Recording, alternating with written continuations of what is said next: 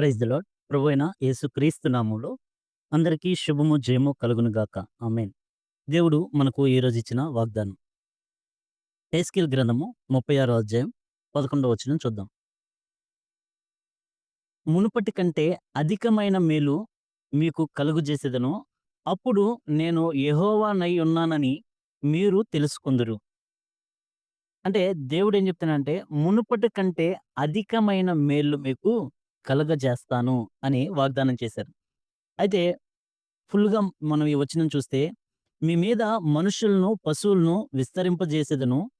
అవి విస్తరించి అభివృద్ధి నొందును. పూర్వమున్నట్టు మిమ్మును నివాస స్థలముగా చేసి, మునుపటి కంటే అధికమైన మేళ్ళు మీకు కలగజేసేదను. అలా కలగజేస్తే మీరు నేను దేవుడైన యెహోవానని మీరు తెలుసుకుంటారు అని దేవుడు మనకు వాగ్దానం చేస్తున్నారు. అంటే మునుపటి కంటే అంటే దేవుడేం చేస్తున్నాడంటే పునరుద్ధానం చేస్తున్నాడు. ఆశీర్వాదాన్ని, మేలుని, ప్రతి ఒక్క పరిస్థితిని మరలా మొదటి స్థితి కంటే చివరి స్థితి ఇంకా మెరుగ్గా చేస్తాను అని దేవుడు మనకు వాగ్దానం చేస్తున్నారు. ఉదాహరణకు చూస్తే యోబు గారి జీవితంలో ఎంతో ఆశీర్వదించబడ్డారు యోబు గారు. దేవుడు ఎంతో దీవించాడు.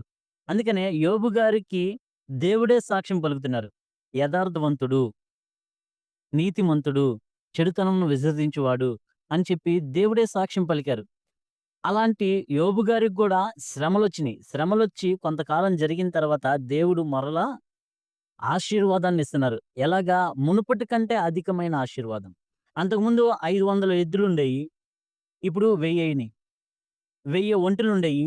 2000 ఒంటెలయినియి. అలాగా మునుపటి కంటే అధికముగా.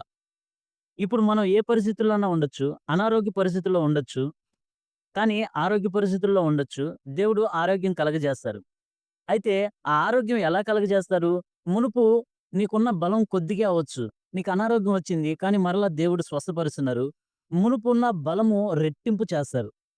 నువ్వు మునుపు ఒక 25 కేజీలు మోయగలిగే ఆరోగ్యం నీకుంటే, దేవుడు మరలా నిన్ను స్వస్థపరిచి నూతన బలమిచ్చి 50 కేజీలు బరువు మోయగలిగే శక్తినిస్తున్నారు. అంటే మునుపటి కంటే శ్రేష్టమైనవి.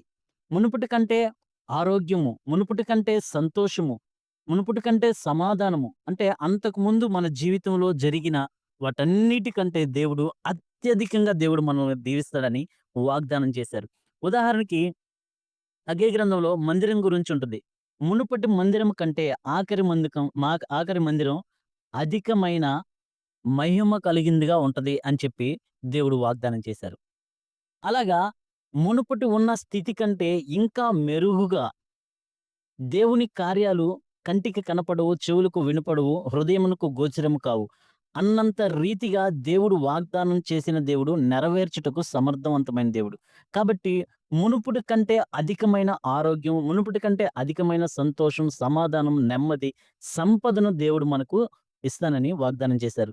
ఇట్టి వాగ్దానము మనం ఉదాహరణగా చూస్తే యేసోబు గారి జీవితంలో మనం చూస్తే మునుపటి కంటే అధికమైన ఆశీర్వాదం. ఆయన శ్రమ వచ్చింది.